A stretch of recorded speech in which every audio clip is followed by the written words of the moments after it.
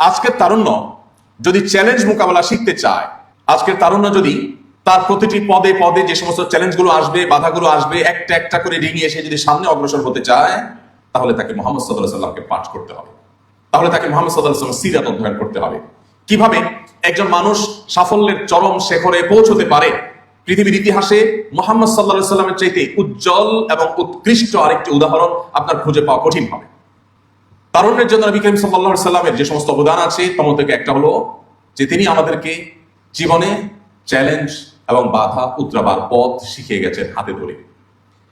আপনি অবাক হবেন যদি আপনি সিরাত পাঠ করেন, যে কোনো একটা সিরাত গ্রন্থ আপনি শুরু থেকে শেষ পর্যন্ত পাঠ করেন, এমনকি অমুসলিমদের লেখা সিরাত গ্রন্থ যদি আপনি পাঠ করেন, আপনি অবাক হবেন যার জীবনে এত বাধা, এত শত্রুতা, এত ষড়যন্ত্র, প্রতিটা পদে পদে ভেতরের শত্রু, বাহিরের শত্রু। মদিনা যখন আসলেন, ইহুদিদের সাথে করলেন ঐতিহাসিক শান্তি চুক্তি। ঐতিহাসিক মদিনা একসাথে বসবাস করবে, তারা তাদের ধর্ম অনুসরণ করবে, মুহাম্মদ সাল্লাল্লাহু আলাইহি ওয়াসাল্লাম অনুসারীরা তাদের ধর্ম অনুসরণ করবে, শান্তিপূর্ণভাবে মদিনার সমাজে বসবাস করবে।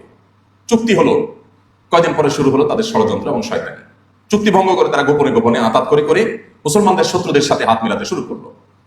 এরপরে আবার মুসলমান সেজে ঘাপটি মেরে মুসলমানদের মধ্যে মুনাফিকরা ঢুকে পড়লো।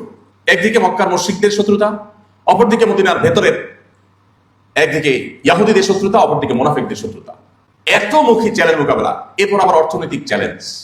মদিনা যে ফসলের উপর নির্ভর হতো, সেই ফসল উৎপাদন করা। আবার মক্কা থেকে এই যে হাজার হাজার সাহাবী যারা হিজরত করে এসেছেন, আজকের যুগে যারা আসে যাদেরকে রিফিউজি বলে, যদিও তারা রিফিউজি আজকে রিফিউজির মধ্যে ছিলেন না, মুহাজির সাহাবীরা যারা মক্কা থেকে হিজরত করে আসলেন, তাদের অর্থনৈতিক মুক্তির ব্যাপার আছে। তাদের কিচ্ছু সাথে আনেন না, শুধুমাত্র এক কাপড়ে অনেকটা সবাইকে চলে আসতে হয়েছে। এই এক কাপড়ে চলে আসা হাজার হাজার মানুষ, সেই 1450 বছর আগের পৃথিবীতে আমরা ফিরে যাই, আজকের পৃথিবীতে রিফিউজিদেরকে ওয়েলকাম করার জন্য, তাদেরকে আশ্রয় দেওয়ার জন্য হাজারটা উপায় আছে। 1450 বছর আগে মক্কা থেকে আসা মুহাজির সাহাবীদের সবাই অর্থনৈতিক মুক্তি নিশ্চিত করলেন, এবং তারা কেউ মদিনাবাসীর উপরে বোঝা হলেন না।